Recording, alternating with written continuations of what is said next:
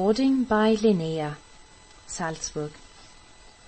North and South by Elizabeth Gaskell. Chapter 43. Margaret's Flitting. The meanest thing to which we bid adieu loses its meanness in the parting hour. Eliot. Mrs. Shaw took as vehement a dislike as it was possible for one of her gentle nature to do against Milton. It was noisy and smoky, and the poor people whom she saw in the streets were dirty, and the rich ladies overdressed, and not a man that she saw, high or low, had his clothes made to fit him. She was sure Margaret would never regain her lost strength while she stayed in Milton, and she herself was afraid of one of her old attacks of the nerves. Margaret must return with her, and that quickly. This, if not the exact force of her words, was at any rate the spirit on what she urged on Margaret, till the latter, weak, weary, and broken-spirited, yielded a reluctant promise that, as soon as Wednesday was over, she would prepare to accompany her aunt back to town, leaving Dixon in charge of all the arrangements for paying bills, disposing of furniture, and shutting up the house. Before that Wednesday, that mournful Wednesday when Mr. Hale was to be interred, far away from either of the homes he had known in life, and far away from the wife who lay lonely among strangers. And this last was Margaret's great trouble, for she thought that if she had not given way to that overwhelming stupor during the first sad days, she could have arranged things otherwise. Before that Wednesday, Margaret received a letter from Mr. Bell. My dear Margaret, I did mean to have returned to Milton on Thursday, but unluckily it turns out to be one of the rare occasions when we Plymouth fellows are called upon to perform any kind of duty, and I must not be absent from my post. Captain Lennox and Mr. Thornton are here. The former seems a smart, well-meaning man, and has proposed to go over to Milton and assist you in any search for the will. Of course there is none, or you would have found it by this time if you followed my directions. Then the captain declares he must take you and his mother-in-law home, and in his wife's present state I don't see how you can expect him to remain any longer than Friday. However, that Dixon of yours is trusty, and can hold her, or your own, till I come. I will put matters into the hands of my Milton attorney, if there is no will, for I doubt this smart captain is no great man of business. Nevertheless his moustaches are splendid. There will have to be a sale, so select what things you wish preserved, or you can send a list afterwards. Now 2 things more and I have done. You know, or if you don't, your poor father did, that you are to have my money and goods when I die. Not that I mean to die yet, but I name this last to explain what is coming. These Lennoxes seems very fond of you now, and perhaps may continue to be, perhaps not. So it is the best to start with a formal agreement, namely, that you are to pay them £250 a year, as long as you and they find it pleasant to live together. This of course includes Dixon. Mind you don't be cajoled into paying any more for her. Then you won't be thrown adrift if some day the captain wishes to have his house to himself, but you can carry yourself and your £250 off somewhere else. If, indeed, I have not claimed you to come and keep house for me first. Then as to dress, and Dixon, and personal expenses, and confectionery, all young ladies eat confectionery till wisdom comes by age. I shall consult some lady of my acquaintance, and see how much you will have from your father before fixing this.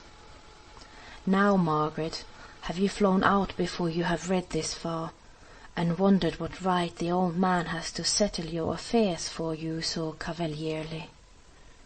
I make no doubt you have. Yet the old man has a right. He had loved your father for 35 years. He stood beside him on his wedding day. He closed his eyes in death. Moreover, he is your godfather, and as he cannot do you much good spiritually, having a hidden consciousness of your superiority in such things, he would fain do you the poor good of endowing you materially. And the old man has not a known relation on earth. Who is there to mourn for Adam Bell? And his whole heart is set and bent upon this one thing, and Margaret Hale is not the girl to say him nay. Write by return, if only 2 lines, to tell me your answer. But no thanks. Margaret took up a pen and scrawled with trembling hand. Margaret Hale is not the girl to say him nay. In her weak state she could not think of any other words, and yet she was vexed to use these. But she was so much fatigued even by this like exertion, that if she could have thought of another form of acceptance, she could not have sat up and write a syllable of it. She was obliged to lie down again and try not to think. My dearest child, has that letter vexed or troubled you? No, said Margaret feebly. I shall be better when tomorrow is over. I feel sure, darling, you won't be better till I get you out of this horrid air. How you can have borne it these 2 years I can't imagine. Where could I go to? I could not leave Papa and Mamma. Well, don't distress yourself, my dear. I dare say it was all for the best. Only I had no conception of how you were living. Our Butler's wives lives in a better house than this. It is sometimes very pretty. In summer, you can't judge by what it is now. I have been very happy here, and Margaret closed her eyes by way of stopping the conversation. The house teemed with comfort now compared to what it had done. The evenings were chilly, and by Mrs. Shaw's directions fires were lighted in every bedroom. She petted Margaret in every possible way, and bought every delicacy or soft luxury in which she herself would have borrowed and thought comfort. But Margaret was indifferent to all these things, or, if they forced themselves upon her attention, it was simply as cause for gratitude to her aunt, who was putting herself so much out of her way to think of her. She was restless, though so weak. All the day long she kept herself from thinking of the ceremony which was going on at Oxford, by wandering from room to room, and languidly setting aside such articles as she wished to retain. Dixon followed her by Mrs. Shaw's desire, ostensibly to receive instructions, but with a private injunction to soothe her into repose as soon as might be. These books, Dixon, I will keep. All the rest will you send to Mr. Bell.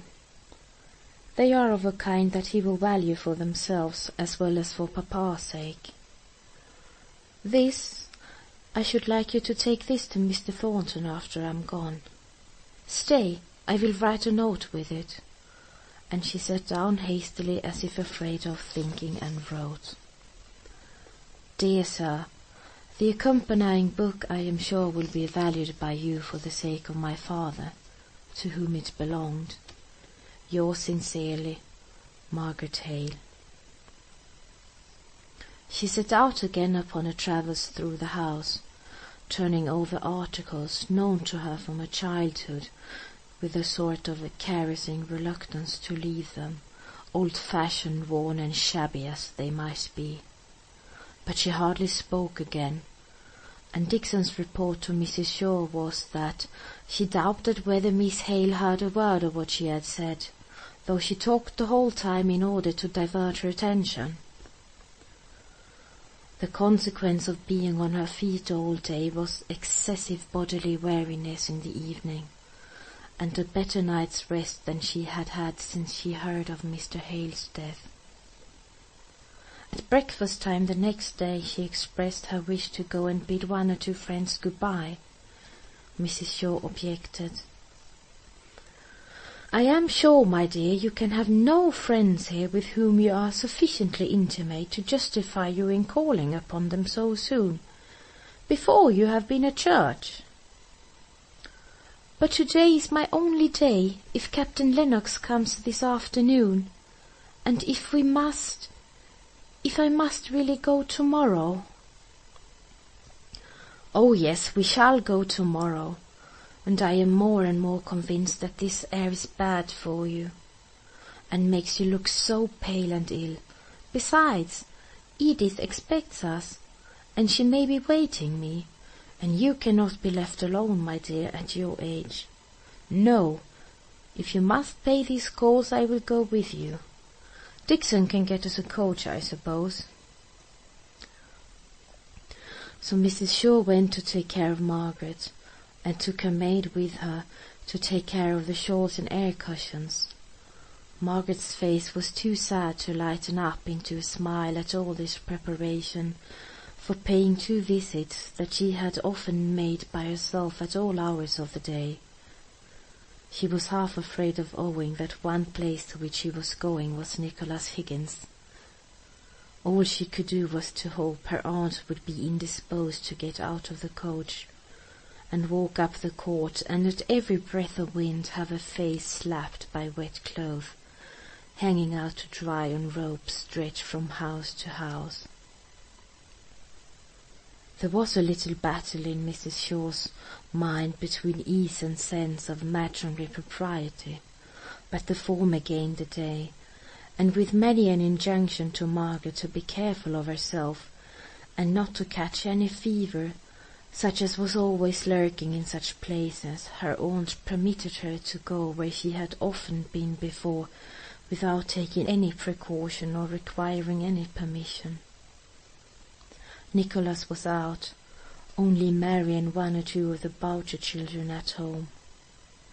Margaret was vexed with herself for not having timed her visit better. Mary had a very blunt intellect, although her feelings were warm and kind, and the instant she understood what Margaret's purpose was in coming to see them, she began to cry and sob with so little restraint that Margaret found it useless to say any of the 1,000 little things which had suggested themselves to her as she was coming along in the coach. She could only try to comfort her a little by suggesting the vague chance of their meeting again, at some possible time, in some possible place, and bid her tell her father how much she wished, if he could manage it, that he should come to see her when he had done his work in the evening. As she was leaving the place, she stopped and looked round, then hesitated a little before she said, "I should like to have some little thing to remind me of Bessie." Instantly Mary's generosity was keenly alive. What could they give? And on Margaret singling out a common little drinking cup, which she remembered as the one always standing by Bessie's side with drink for her feverish lips, Mary said, "Oh, take some at Better, that only cost 4 pence." "That will do, thank you," said Margaret, and she went quickly away, while delight caused by the pleasure of having something to give yet lingered on Mary's face. Now to Mrs. Thornton's, thought she to herself, it must be done. But she looked rather rigid and pale at the thought of it, and had hard work to find the exact words in which to explain to her aunt who Mrs. Thornton was, and why she should go to bid her farewell. They, for Mrs. Shaw alighted here, were shown into the drawing-room, in which a fire had only just been kindled. Mrs. Shaw huddled herself up in her shawl and shivered. "What an icy room!" she said. They had to wait for some time before Mrs. Thornton entered. There was some softening in her heart towards Margaret, now that she was going away out of her sight. She remembered her spirit as shown at various times and places, even more than the patience with which he had endured long and wearing cares. Her countenance was blander than usual as she greeted her. There was even a shade of tenderness in her manner as she noticed the white, tear-swollen face and the quiver in the voice which Margaret tried to make so steady. "Allow me to introduce my aunt, Mrs. Shaw. I am going away from Milton tomorrow. I don't know if you're aware of it, but I wanted to see you once again, Mrs. Thornton, to apologize for my manner the last time I saw you, and to say that I am sure you meant kindly, however much we may have misunderstood each other." Mrs. Shaw looked extremely perplexed by what Margaret said. "Thanks for kindness, and apologies for failure in good manners." But Mrs. Thornton replied, "Miss Hale, I am glad you do me justice.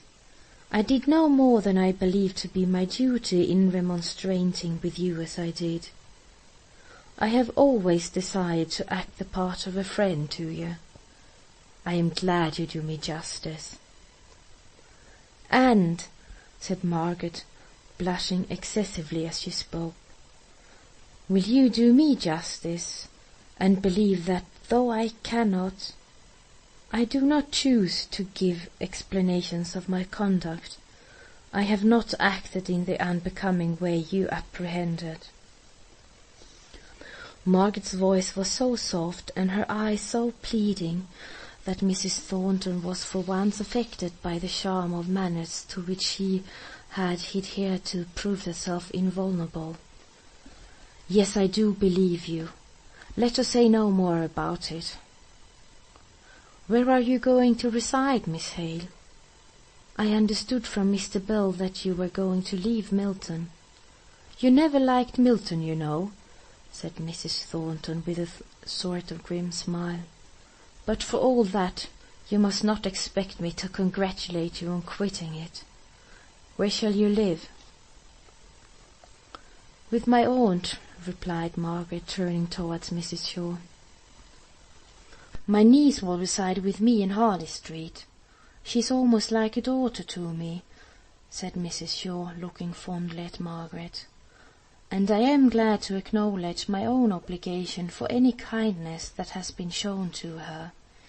If you and your husband ever come to town, my son and daughter, Captain and Mrs. Lennox, will, I am sure, join with me in wishing to do anything in our power to show you attention."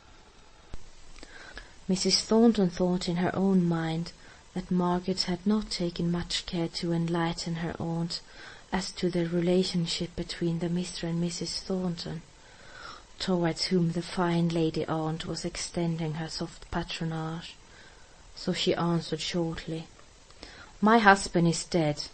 Mr. Thornton is my son.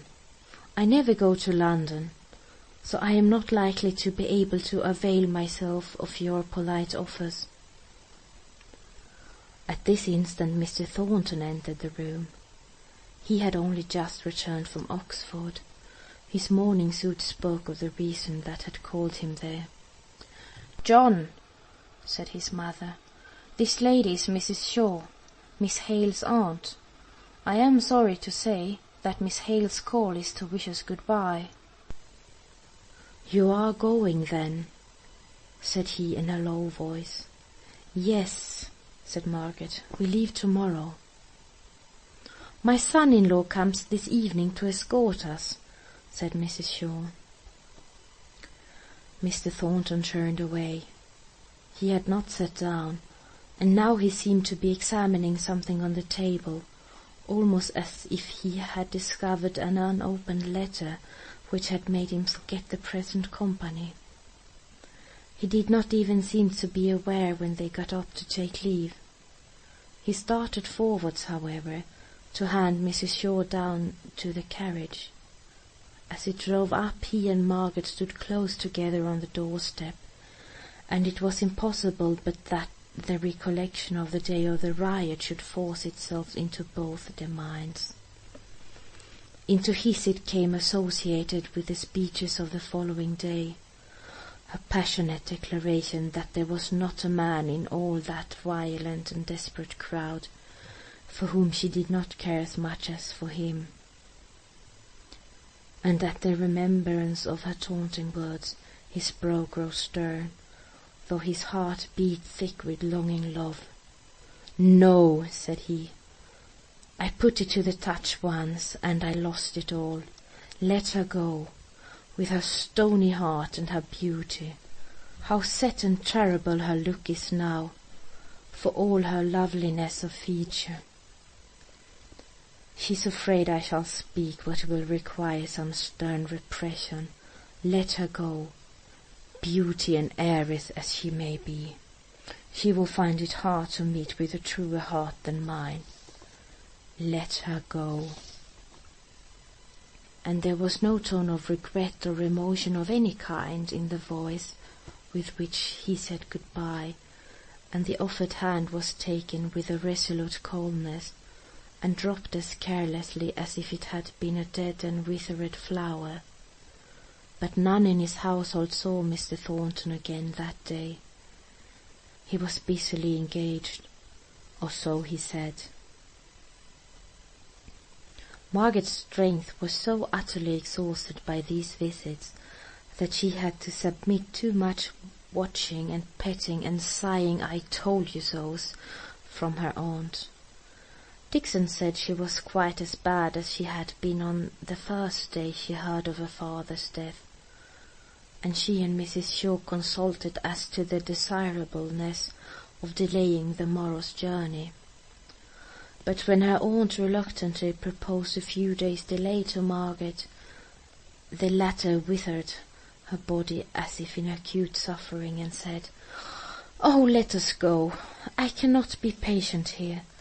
I shall not get well here. I want to forget."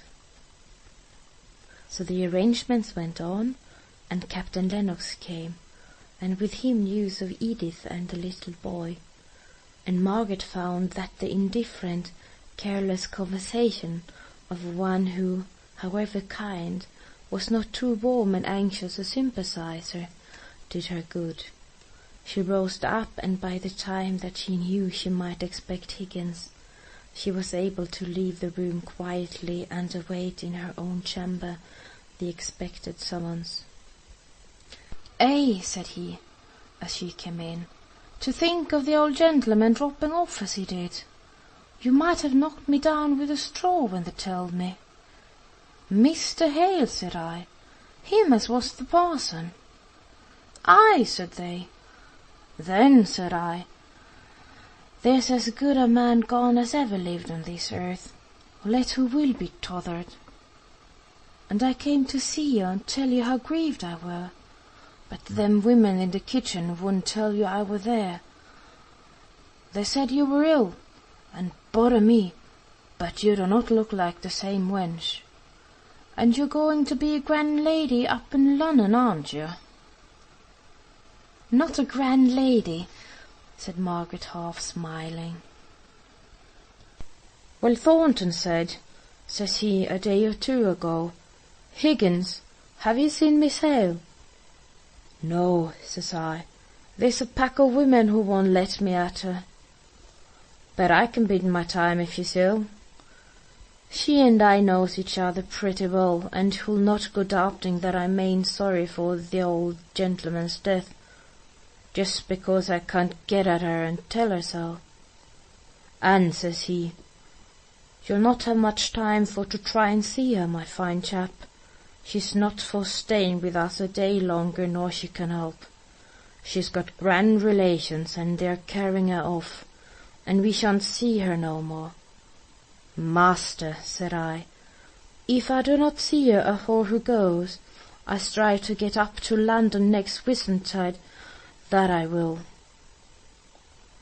I'll not be balked of saying her good-bye by any relation whatsomedever.